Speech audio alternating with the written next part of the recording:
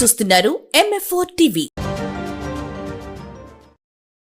జిల్లా గూడూరు రూరల్ మండలం పరిధిలోని సుందరయ్య కాలనీకి చెందిన ఎస్టీలు అనగా ఎరుకల యానాది సుమారు 60 కుటుంబాల వారు పోలేరమ్మ గుడి విషయంలో చందాలు వేసుకుని గుడిని నిర్మించుకున్నారు.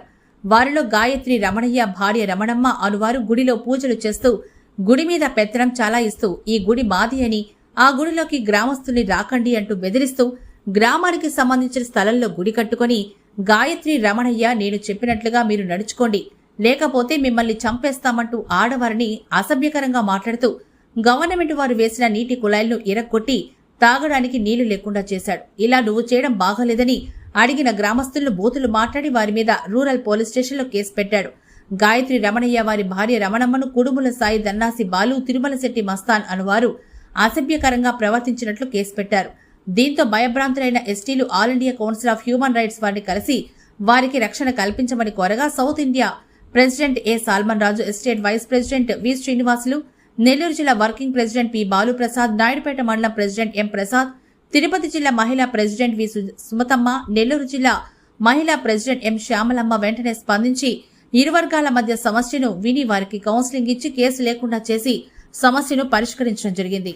జరిగిన వాళ్ళే సార్ ఏదేదో ఎవరినైనా పిలిపించి కొట్టిస్తాను అంటున్నాడు. మేము ఉదయం పోతే సాయంత్రం వస్తాం పనికి. వాళ్ళు రోజు గొడవ చేస్తున్నారు సార్. వచ్చి వ్యవహారం చేసి రేప్ కేసు పెట్టారు సార్. మా ముగ్గురు మీద పెట్టేసి వచ్చి రేప్ కేసు పెట్టేసి వచ్చి ఏదో ఫంక్షన్ చేసుకుంటే మమ్మల్ని స్టేషన్ పిలిచి విధంగా చేస్తున్నారు సార్. ఇబ్బంది పెడుతున్నారు వాళ్ళు. గుడికాడికి రావద్దు అంటున్నారు. గుడికాడికి రావద్దంటే గుడికాడ ఏదైనా ఫంక్షన్ దేవుడికి పెట్టుకున్నాం అంటే తన్నేస్తాను అంటాడు. ఏదేదో చేస్తున్నాడు సార్. కొట్టేస్తాడు రోడీలు కాడ కొట్టేస్తాడు సార్. మేము ఏదో పనికి వెళ్తాం, పనికి వెళ్ళి వచ్చినప్పుడు కొట్టేస్తాడంట.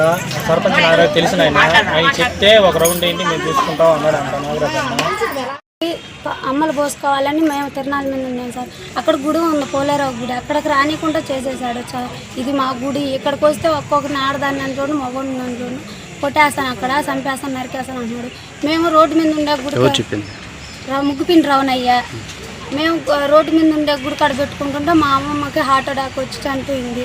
ఆడవాళ్ళు మేము ఉంటే ఆమె రైకులు దింపుకొని ముగ్గుపిండి రవణయ్య భార్య రైకులు దింపుకొని రేపు కేసు పెడుతున్నారు ఎరుకులోళ్ళు.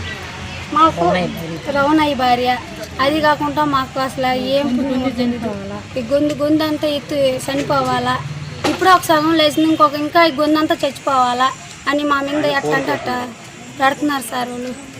పక్కన పల్లెళ్ళంతా ఒక్కొక్క రాజకీయ ఒక్కొక్క రెడ్డి పెడుతున్నారు. వాలంటీర్లు లేరు, మాకు అసలు ఎవరు లేరు. ఆ ఇంటికి ఆ సెంటర్కి ఆయనే పెద్ద. అందువల్ల మా యానోదోళ్ళని ఇబ్బంది పెట్టేస్తున్నారు సార్. నీళ్ళు సౌకర్యం బాగుండాలా, వాళ్ళ గురించి మేము అర్థమంతా ఇబ్బంది పడకూడదు.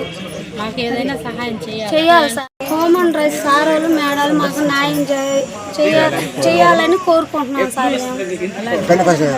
ఏమంటే ఇది వాటర్ జరిగితే కొలాకి చేసాం జరిగితే బైక్ ఏమైనా ముట్టుకున్నామంటే కొట్టాలని బైక్ వేసిపోతే మేము కొట్టలేచ్చాడు.